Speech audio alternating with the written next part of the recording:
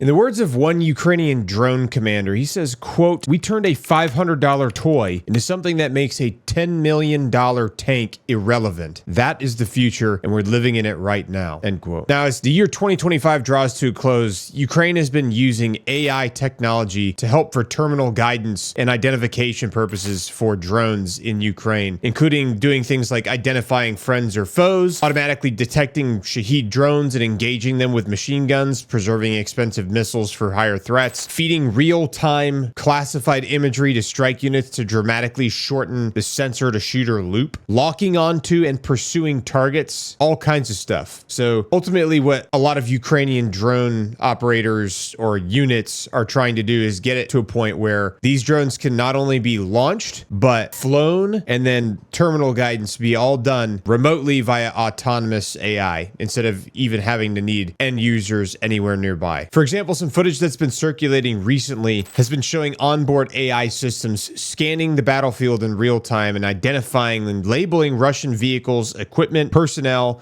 with overlays that says, "This is what this is. This is what this is." Now, what this can do is if there's onboard AI within the drone, even if the Russian electronic warfare or Ukrainian electronic warfare severs the control link for that particular drone, that AI can provide terminal guidance, which means that jamming technology is going to start becoming inefficient because even if it's no longer being controlled by a person, AI can take it in for the final leg of the journey. What once required constant manual piloting through heavy jamming can now succeed through roughly 80% of attempts compared to 10 to 50% for traditional FPV drones. Ukraine's already operating dozens of domestic AI targeting solutions right now across tens of thousands of drones produced by more than 800 local defense companies. Low-cost commercial FPV airframes originally built for drone racing have been transformed into precision-guided munitions costing $500 to $2,000. And like that Ukrainian drone commander said, it's taking a $500 toy or even a $2,000 toy and rendering a $10 million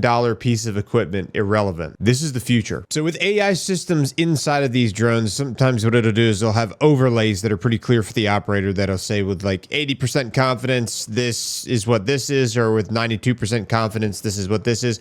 And then with a single click, the operator can confirm the target and the drone will execute a fully autonomous terminal dive, meaning like its final leg of its journey before it actually impacts the target. Even if electronic warfare severs that link between the operator and the drone, that AI terminal guidance system is going to take it right in and it's going to hit the target that it's identified and locked on with. Now, people are not considering these prototypes, they're considering them upgrades because they've already been fielded at scale, meaning like tens of thousands of unmanned aerial systems from over 800 different local defense companies have already started loading this gear onto new systems. For example, there's what's referred to as an HX-2 and similar kamikaze FPV drone that's equipped with terminal phase AI that locks onto and pursues targets 20 to 40 kilometers behind Russian lines. Units like the Yasny Ochi use them to hunt supply trucks, artillery crews, and armored vehicles. Another good example is the Sea Baby unmanned surface vessels, like the boats, the unmanned boats. They have AI-driven naval drones that have friend or foe recognition, sub-drone launch capabilities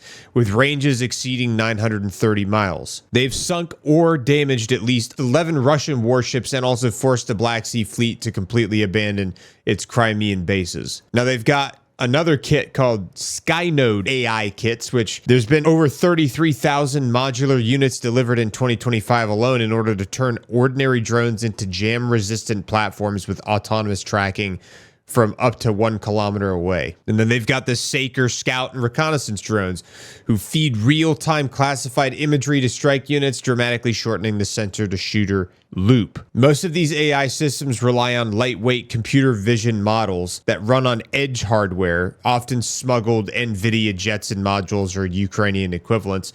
And then the algorithms are continuously retrained on fresh battlefield footage, sometimes weekly, in order to recognize new Russian camouflage, new decoys, and other electronic warfare adaptations. Operators can master the new interface in less than 1 day, which vastly improves and expands the pool of qualified pilots. Now, this is having a pretty massive impact on the Russians so far because AI-enabled drones have severed Russian logistics 30 to 40 kilometers behind the front lines, and they've pushed back the Black Sea Fleet out of striking range of Odessa Odessa. They've also allowed Ukraine to conduct deep strikes such as Operation Spider's Web in June of 2025 against air bases 700 kilometers inside of Russia. The low-cost and rapid iteration cycle has given Kyiv a decisive asymmetric advantage against a numerically and financially superior opponent. Now, this system, like all technology, is not infallible. Trees can be mistaken for vehicles sometimes. Reflective puddles can be mistaken for heat signatures. Civilians entering the targeting frame occasionally can also disrupt things. Weather, dense jamming, evolving enemy countermeasures is still going to continue to degrade the performance of these things. Additionally, Ukraine has maintained a strict,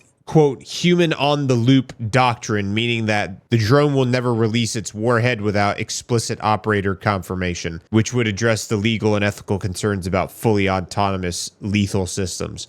Because that could get real weird, you know, if you just got robots that are out there that are just offing other human beings without being told to. Because who's to say you wouldn't accidentally hit one of your own people or one of your own, you know, armored vehicles or something like that. The BBC recently interviewed a guy by the name of Yaroslav Ajnuk, who is the founder of an organization called The Fourth Law. And The Fourth Law, one of the things that they've been really focused on is AI technology innovating with drones. And essentially what some of the things they talk about in this article, they say that Ukrainian forces have upgraded these low-cost FPV drones with onboard AI systems to autonomously detect, classify, and track Russian vehicles and personnel. And operators need to confirm only via a single click, which enables strikes under heavy electronic warfare jamming, boosting success rates from 10 to 50% to around 80%. Now, as Russia is going to develop counter AI measures for this, Ukraine is aiming to establish basically a full flight autonomy and reduced aid dependency. Ukraine's deputy defense minister actually said, quote, "Our military gets more than 50,000 video streams from the front line every month, which are analyzed by artificial intelligence. This helps us quickly process massive data, identify targets, and place them on a map." And crazy enough, some soldiers are using smartphone apps to execute some of this stuff. All a soldier needs to do is press a button on a smartphone app and it can find and destroy any target that you've already marked once it's in their terminal guidance phase. Now, while a lot of people want the war in Ukraine to end, including myself, because there's unbelievable, untold human suffering that happens as a result of these massive conflicts, or of conflicts in general, it's, I would say, indisputable that some of the most cutting-edge, innovative technological developments to happen for humankind have come out of this conflict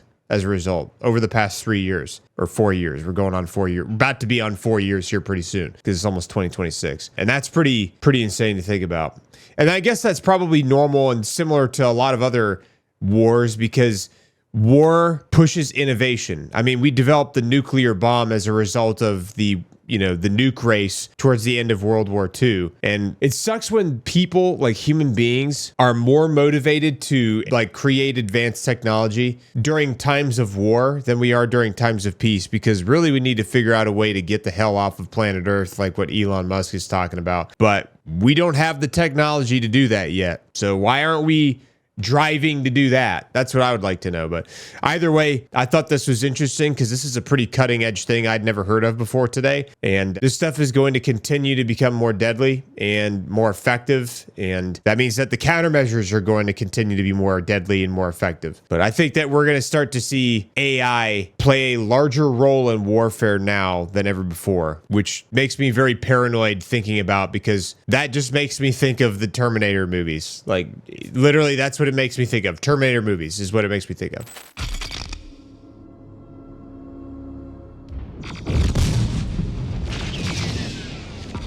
I would imagine there's some other people out there that think, yep, this is how you get Skynet. So hopefully that's not what happens. Really would like that not to happen. And yeah, hopefully you learned something. All right, guys, that's it for the daily roll up for today. I hope you enjoyed the video. Thank you for watching it all the way through from start to finish. It does help support the channel when people watch the video to completion, because who doesn't like to watch the video to completion? Anyway, if you want to support the channel in other ways, you can like this video, you can leave a comment in the comment section below, or you can share this video with your friends. So thank you so much for watching, and as always, we will see you in the next video.